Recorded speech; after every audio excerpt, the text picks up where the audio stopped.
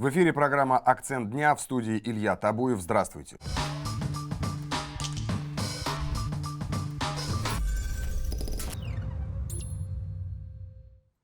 Ежедневно мы обсуждаем самые острые и резонансные темы. Сегодня мы будем говорить о размещении западных самолетов F-16 около границы с Румынией и как это может повлиять на положение дел в зоне специальной военной операции.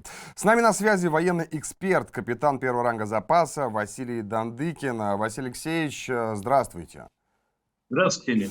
ВСУ намерены разместить западные F-16 около границы с Румынией. И вот по замыслу противника это обеспечит возможность быстрой дозаправки иностранных машин, а также их своевременное техническое обслуживание. Вот насколько это важное решение и так ли это вообще? Получается, что машины уже не иностранные, а, судя по тому, украинские, поэтому надо спокойно по ним работать. И с воздуха, и с земли противовоздушными комплексами. Они, конечно, впритык постараются поставить границам Румынии, как они не делали у границ Польши, но они забывают, что наши ракеты очень точные. Искандеры, и не только Искандеры, и авиационные ракеты с радиусом там, отклонения несколько метров, поэтому вот не случайно мы знали, что такое будет, очередное вундерваффе придет, и готовились тоже к этому. Утюжили основательно аэродромы подскока и в Староконстантинове, и в Миргороде, и по другим направлениям, потому что это серьезная машина, легкий фронтовой истребитель, самый массовый в мире, американского производства, однодвигательный, но в том количестве, которое сейчас пришло, 10 единиц, по-моему, и Зеленский все это дело с пафосом, как он умел еще с КВН и всяких разных кварталов делать, сообщил об этом. Он, конечно, не может навязать воздушный бой нашим ребятам на Су-35, на Су-30. И, соответственно, и, если надо, подключиться и МиГ-31, тяжелые перехватчики, и по вооружению, и по мощи огня, по дальности поражения ракетами авиационными. У него ракета где-то до 100 километров, у нас где-то за 200, вот недавно сшибли МиГ-29 вражеский. Поэтому сейчас будет охота. Такая же охота, как была за танками Челленджер, как идет за Абрамсами, Леопардами, Брэдли и прочим-прочим. Мы объявлена сумма первому, кто собьет, или расчет противовоздушной обороны, или летчик наш, 15 миллионов рублей. Я думаю, к этому подключатся и неравнодушные граждане. И здесь и моральный аспект, очередное вундерваффе поразить. Ну, я думаю, что в какой-то степени сложнит ситуацию, потому что это носители крылатых ракет Storm Shadow Scalp. Они, во всяком случае, 2 штуки могут брать. Основные носители у них изрядно уничтожены, в основном Су-24, которые вот били. Поэтому вот на них будет возложена задача. Главное направление, я думаю, что это Черное море, Черноморский флот, это Крым, Севастополь и дальше Черноморское побережье, все, что связано с нашими портами. Ну и не только. Ну, на другое вообще-то сил не хватит. И я думаю, Запад, передавая эти самолеты, конечно, прежде всего Америка, потому что она их производит, он очень боится репутационных рисков. Если они полетят вниз, будут сбиты, тогда это вопрос такой, что вот дали батальон Абрамсов и как-то застопорилось. Челленджеры вообще пропали из вида после первых потерь, потому что они считались непробиваемым танком, и англичане их всячески рекламировали. Ну а главный экзамен — это поле боя, воздух, в котором они будут находиться. Василий Алексеевич, вот вы такие характеристики самолетам этим даете, а вот эксперты их характеризуют как довольно старые достаточно машины. Вот как вы считаете, Зеленскому очередной хлам передали или все-таки нет? Говорят, все-таки они все-таки модернизировали с точки зрения электроники, бортовой станции и так далее. Ведь корпус ничего не значит. Б-52, наш самолет Ту-95, они еще создавались, если говорить о корпусах, в 50-е годы прошлого столетия. Но в силу того, что все происходит, все меняется, накачка идет электроникой, возможности двигателей, может, новые появляются и так далее. Поэтому это серьезный противник, надо к этому относиться. Ну, поколение 4, я думаю, даже не плюс-плюс, как вот у нас самый главный их противник, вероятно, будет, это Су-35 и, возможно, Су-57, это уже истребитель пятого поколения, который на порядок превосходит по всем возможностям. По маневренности наши превосходят, потому что двигатели с изменяемым вектором тяги, они могут маневрировать. По скоростным характеристикам, ну, я думаю, что здесь еще есть у наших асов, летчиков, и боевой опыт, и азарт. Все-таки несколько месяцев, ну пусть до года, из этих пилотов ВСУ готовили. Многие, кстати, если не большинство, погибли в боях за эти 2 с лишним года. Поэтому вполне вероятно, что могут быть и наемники за штурвалами. Но это уже будет выяснено, когда кто-то из них уцелеет, когда, после катапультирования. Вот такая тема. Смотрите, Тема в основном не только... вы сказали, что их В основном, поставили, вы сказали, что их поставили около 10 штук. Зеленский умалчивает ну, о количестве да, этих где-то не самолетов. полная эскадрилья, как А вот говорят. 10, А вот 10, это 10 машин, это много или мало вот, с Это точки немного, зрения это масштаба? это не полная эскадрилья, по сути дела. Вот у нас случай был, когда мы в течение недели уничтожили, по-моему, гораздо больше. С учетом и на аэродроме и так далее, когда удары наносили и ракетами, и с воздуха. Это немного. Если вы взять уничтоженное количество за это время машин, которые передавали всяческие советские, и Польша, и там и Словакия, и все страны, и американцы по всему миру искали, то это немного. Ну, Нидерланды и Дания гораздо больше хотят передать, но это тоже немного. По сути дела, чтобы что-то сделать серьезное и захватить инициативу в воздухе, нужно несколько сот машин. И не только F-16, а легкий истребитель. Я думаю, что речь пойдет после того, как они начнут лететь, они попросят F-15, это более тяжелый истребитель, потому что как увеличивается доза наркомана по поводу увлечения его в эту страшную тему, так и у киевского режима тоже может вполне вероятно дойти до того, дадут ли им. Ну, я, конечно, все-таки сомневаюсь. Они сейчас всячески пытаются доказать свою, скажем так, пригодность для Запада, для США и на земле, как говорится, и в воздухе, и на воде, потому что ну, вот, спускают корвет второй, спустили турки для ВМСУ, военно-морских сил Украины, под названием «Выгулский». Первый Мазепа, что один, что второй предатель. Один предал Петра Великого, второй предал Богдана Хмельницкого, естественно, который вот у нас был договор с Украиной на вечные времена с Россией. В таком плане. Поэтому скоро мы убедимся, что это очередное вундерваффе будет посрамлено. Мгм. А вот как вы считаете, почему выбрано именно это местоположение для размещения, вот аэродром Лиманское в Одесской области? Ну, это близко к границе, в принципе, чтобы где-то пересечься, спрятаться в Румынии на аэродромах, учитывая то, что мы туда не ударим и так далее. Но здесь позиция Румынии должна быть э, более здравомыслящей, мне кажется, и Польши, и Румынии. То есть это как разные диверсионные отряды, которые в свое время из-за границы заходили на территории Советской Республики и так далее, да, это и не только, и наносили какие-то удары террористические и спрятались обратно. Это также Ну что, было...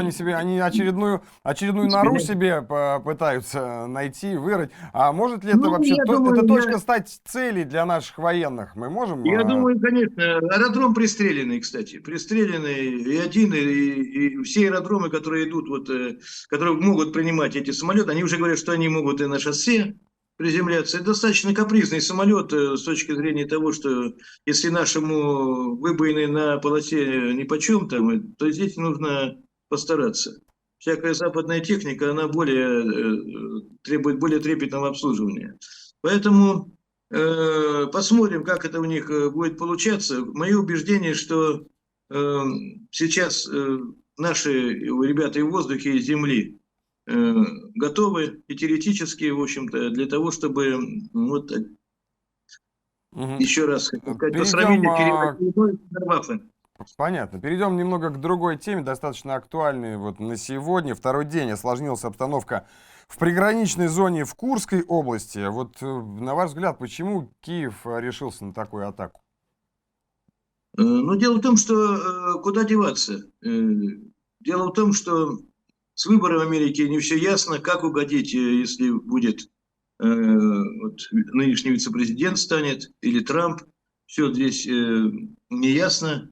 Как получить гораздо больше денег, потому что надо платить уже, оказывается, уже никто не желает давать просто так. Надо отдавать нечем, и уже преддефолтное состояние по данным вот, агентства сделали.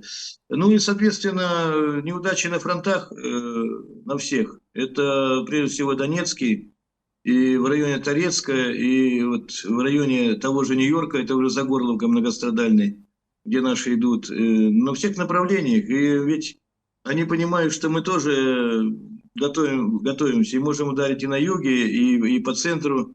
Ну и переключились на, скажем так, на тонкую линию нашей границы, которая обеспечивает все силы прикрытия границы и пограничная служба, ну, ехать по старинке, пограничные войска ФСБ.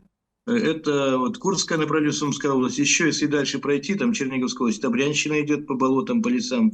Это достаточно большая линия, сотни километров. И наши, в общем-то, ребята в непростых условиях охраняют границу, то есть готовятся встретить врага.